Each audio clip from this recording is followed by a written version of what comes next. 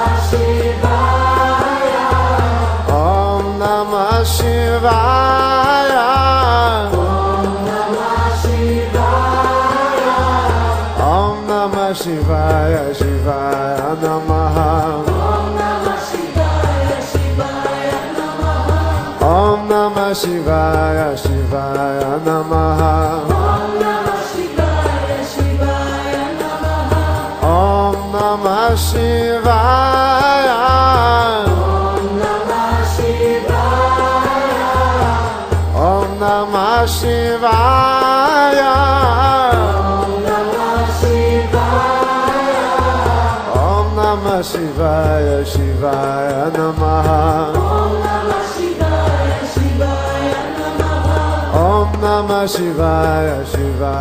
Namaha Om Namah Shivaya Shivaya Namaha Om Namah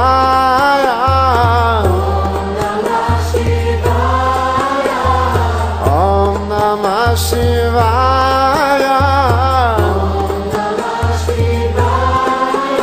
Om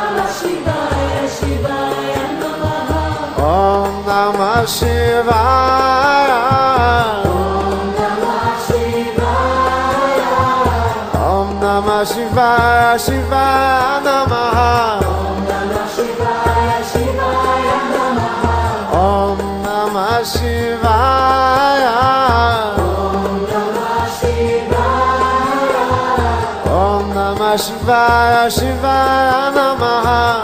Namah Shivaya Shivaya Namaha Om Namah Shivaya Shivaya Namaha Om Namah Shivaya Shivaya Namaha Om Namah Shivaya Om Namah Shivaya Shivaya Namaha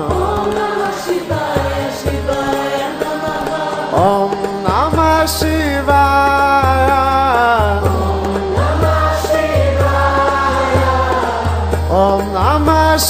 Shivaya Om Namah Shivaya Shivaya Namaha Om Namah Shivaya Shivaya Namaha Om Namah Shivaya Shivaya Namaha Om Namah Shivaya Om Namah Shivaya Om Namah Shivaya Shivaya Namaha Om Namah Shivaya Shivaya Namaha Om Namah Shivaya Shivaya Namaha Om Namah Shivaya Shivaya Namaha Om Namah Shivaya Shivaya Namaha Om Namah Shivaya Shivaya Namaha Om Namah Shivaya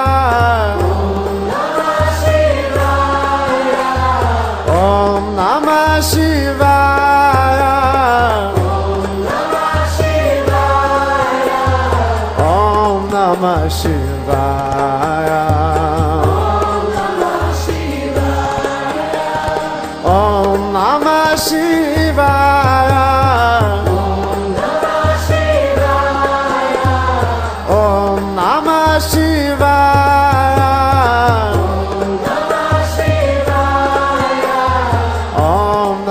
Shivaya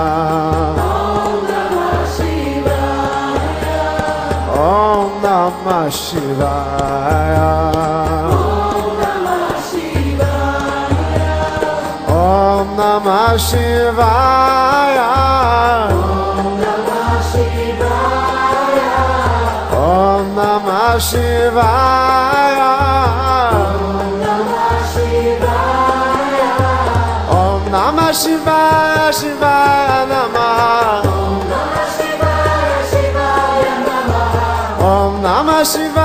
Shivaya Namaha Om Namah Shivaya Shivaya Namaha Om Namah Shivaya Shivaya Namaha Om Namah Shivaya Shivaya Namaha Om Namah Shivaya Om Namah Shivaya Om Namah Shivaya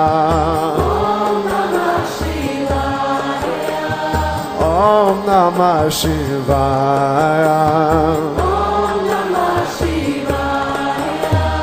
Om Namah Shivaya, Shivaya Namaha. Om Namah Shivaya, Shivaya Namaha. Om Namah Shivaya, Shivaya Namaha.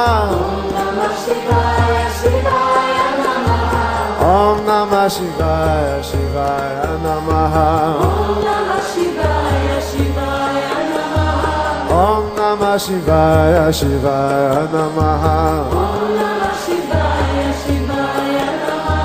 Om Namah Shivaya. Om Namah Shivaya. Om Namah Shivaya. Om Namah Shivaya, Shivaya Namaha. Om Namah Shivaya, Shivaya Namaha. Om Namah Shivaya. Om Namah Shivaya.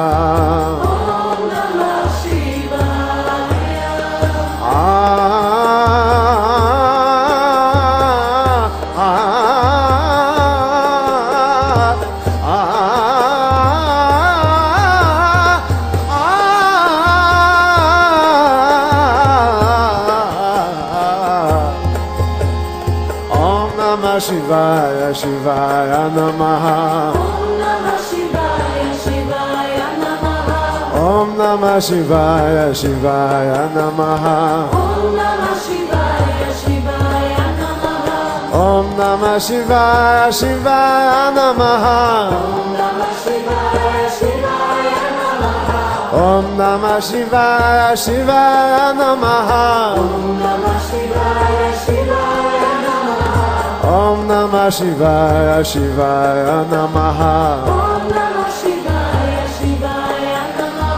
Om Namah Shivaya, Shivaya Namaha. Om Namah Shivaya. Om Namah Shivaya. Om Namah Shivaya. Om Namah Shivaya. Om Namah Shivaya. Om Namah Shivaya, Shivaya Namaha. Om Namah Shivaya, Shivaya Namaha. Om Namah Shivaya, Shivaya Namaha. Om Namah Shivaya, Shivaya Namaha. Om Namah Shivaya, Shivaya Namaha. Om Namah Shivaya, Shivaya Namaha.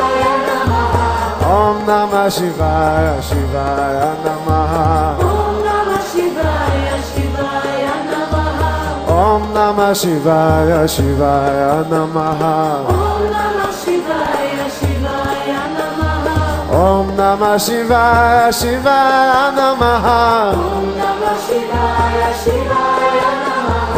Om Namah Shivaya, Shivaya Namaha. Om Namah Shivaya, Shivaya Namaha. Om Namah Shivaya, Shivaya Namaha. Om Namah Shivaya, Shivaya Namaha. Om Namah Shivaya, Shivaya Namaha. Om Namah Shivaya, Shivaya Namaha. Om Namah Shivaya, Shivaya Namaha.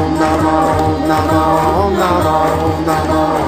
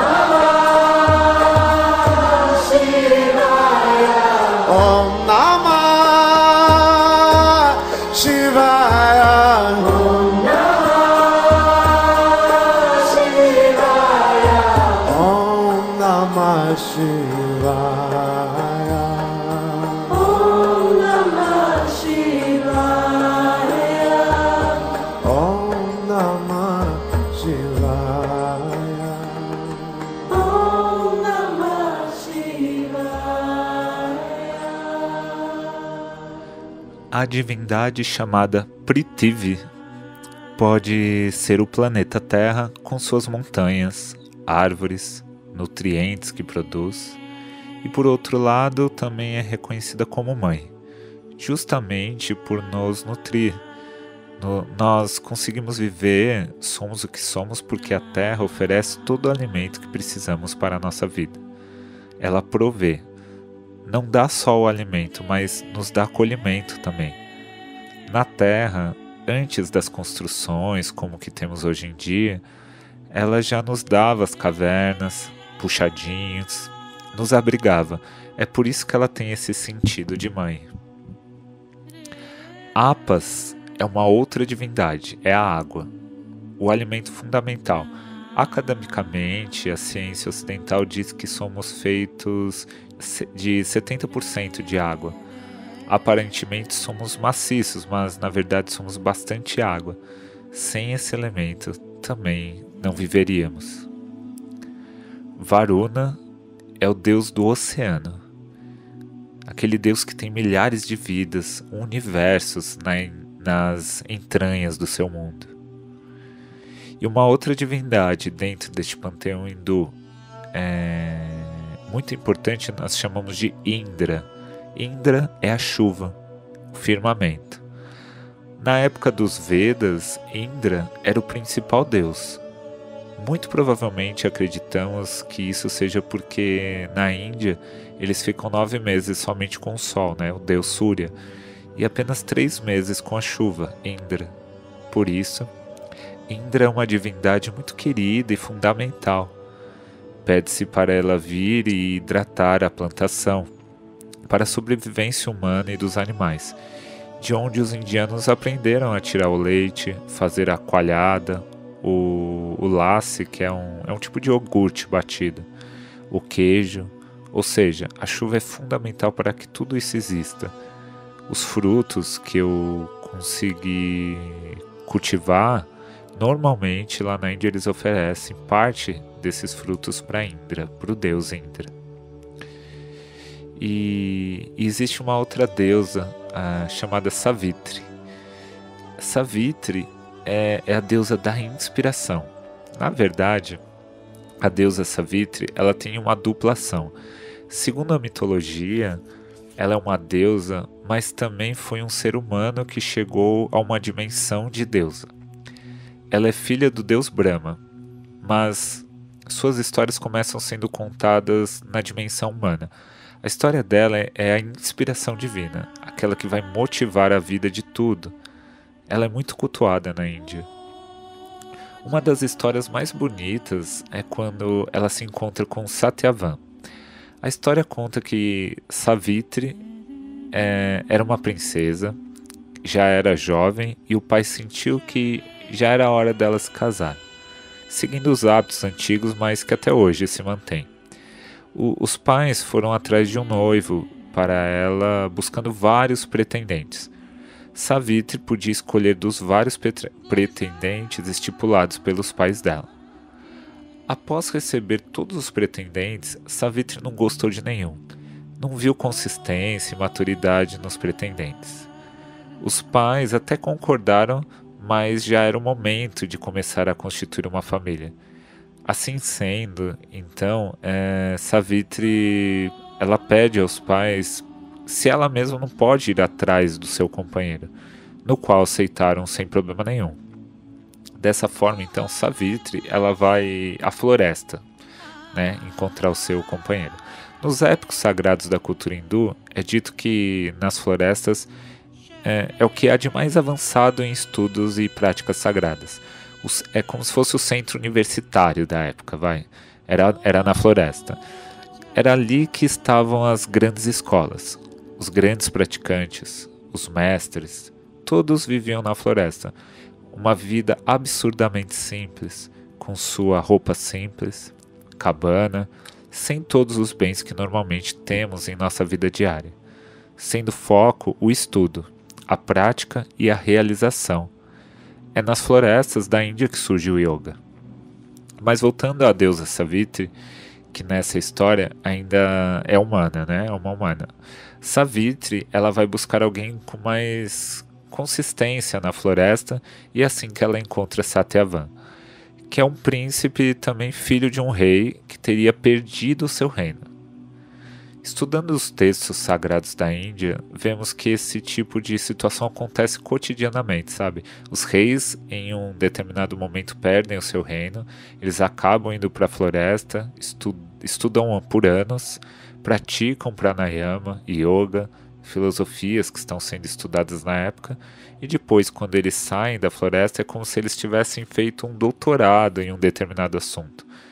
Isso acontece porque os reis e governantes que fazem parte da casta, eles fazem parte de uma casta que ocupa o campo da ação administrativa da sociedade na época. E naquele tempo, o campo da espiritualidade ainda não está bem desenvolvido.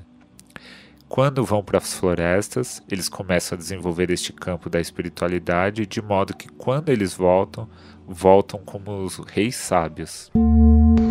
Sim, mesmo sabendo que essa busca deve ser feita permanentemente e também nos aplicar cada vez mais, muito bom saber que não é menos verdade que a yoga é um desses caminhos que nos leva a esse bem-estar e ao autoconhecimento.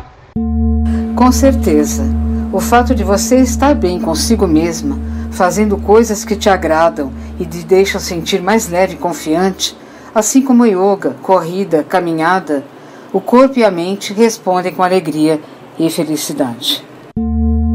Autoconhecimento leva à liberdade. autoconhecimento leva à independência. Com isso, você cria uma vida sem a deriva. Então, a sua vida fica independente. Você controla a sua vida. Você coloca a situação que você quer. Então, você está preparado para qualquer situação. Isso, para mim, ajuda à felicidade.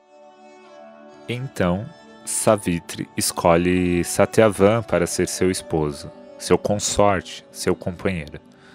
Primeiramente, a sociedade e familiares não aceitam o rapaz e essa vida completamente fora da sociedade na floresta. Mas ela, Savitri, insiste dizendo que ele é o homem que quer e Satyavan também a quer.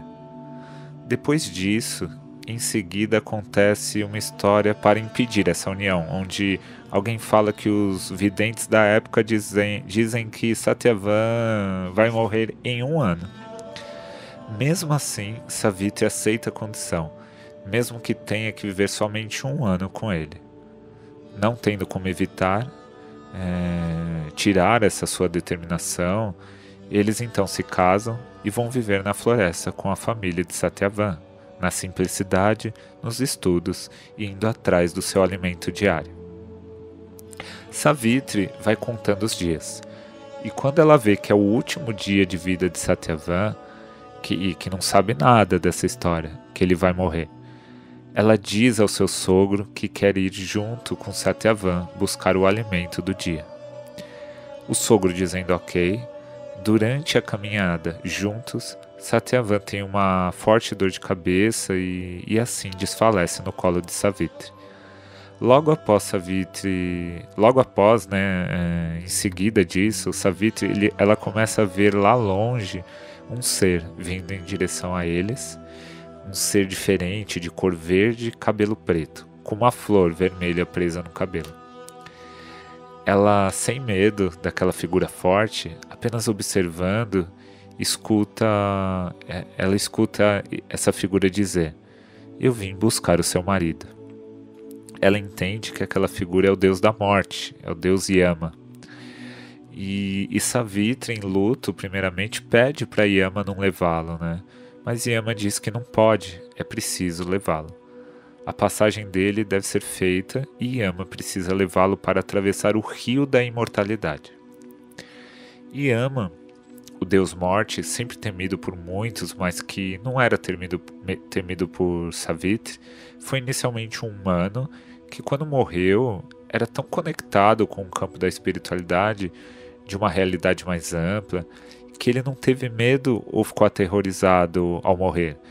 Ele viu que tinha que atravessar o rio e que do outro lado tinha a imortalidade.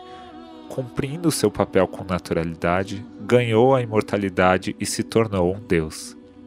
Desde então, Yama passa a ajudar todas as pessoas que morrem a fazer essa passagem, para que elas não tenham medo. Yama é um deus bem compassivo, só que no nosso imaginário, que é mais reduzido, normalmente não queremos nem olhar para a morte, né? Procuramos normalmente nos afastar da morte, quando na verdade ela cada vez está batendo mais próximo de nós. Mas a verdade é que vai chegar um momento que vamos ter que olhar para Yama e perceber que é um momento de descanso, da mesma maneira que vamos dormir após horas de trabalho, de atividade. Precisamos descansar. O descanso de uma etapa da vida para depois continuarmos numa nova condição.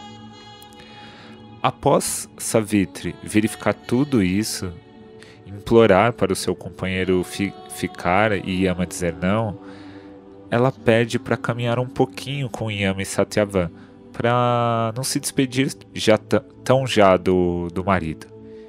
Yama, impressionado com Savitri, concorda com o pedido. Após caminharem um pouco, Yama diz que é melhor ela ir embora para poder levá-lo, né? E para ele poder atravessar o rio, na qual ela não pode ir junto. Mas Yama estava tão impressionado com a determinação de Savitri que deu a ela a oportunidade de fazer um pedido de um desejo na qual iria satisfazê-la. A única condição é que ela não podia pedir pela vida de Satyavan.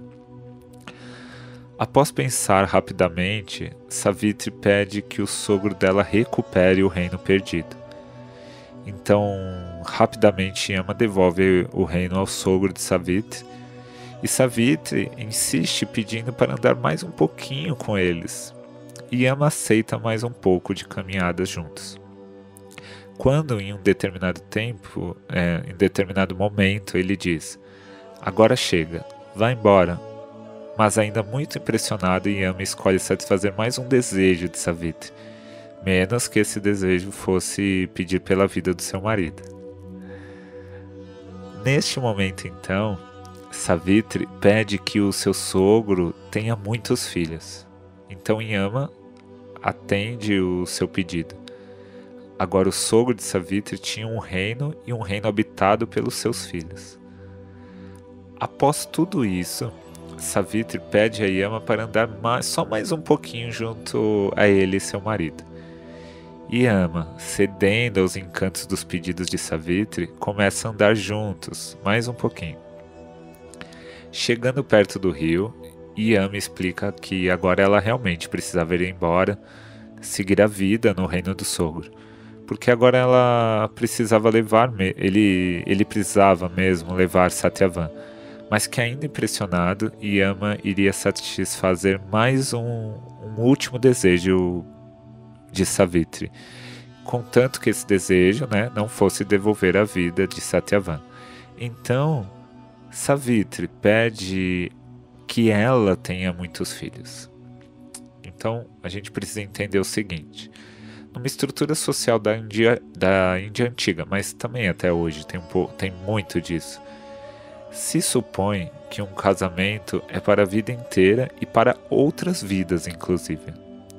No casamento, acontece uma ligação de almas sem rupturas. Sendo assim, Savitri não poderia ter filhos com o marido dela morto. Nesse caso, Savitri não estava pedindo pela vida do marido, mas sim para ter filhos.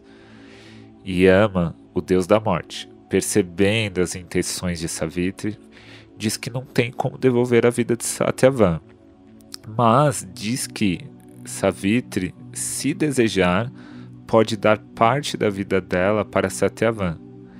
Caso Savitri aceite, Satyavan poderá voltar a viver e então terem tempo para ter os filhos que quiserem. Aceitando as condições, assim, Yama é vencido pela vida, indo embora e deixando Satyavan vivo, porque Savitri deu parte da sua vida para ele. Satyavan começa a acordar e contando para Savitri de um sonho, mas que na verdade eram todos esses fatos. Ao voltarem para o reino, o pai de Satyavan fica tão emocionado ao vê-los juntos que vai para a cozinha fazer um alimento muito suculento, na qual oferece e serve a Savitri. Naquela época, um rei, numa sociedade patriarcal, ir numa cozinha e ainda servir uma comida, significa que ele reconhece que ela tem algo a mais. Ela tem uma categoria de uma divindade, reverenciando ela, agradecendo a volta do seu filho. Por isso, essa história mostra a força da vida que vence qualquer empecilho para que se continue a viver. Em nosso dia a dia, sentimos a força de Savitri quando vemos, por exemplo, no meio de uma construção de tijolos, um raminho de folha e nos perguntamos: onde essa vida arruma força para viver? Ninguém rega, cuida, ela se planta ali e se desenvolve. Esse é um exemplo contemporâneo que representa esse vigor da vida, fator esse que é muito importante para a nossa capacidade de uma vida plena e realizada. Bom, gente, tudo isso foi a primeira parte do nosso estudo deste tema. No Jnana Yoga seguinte, daremos continuidade, conhecendo um pouco mais, estudando um pouco mais sobre o que chamamos de deuses pós-védicos, que consigamos seguir com a nossa prática diária de desenvolvimento pessoal, com saúde integral, resiliência e amor. Namastê.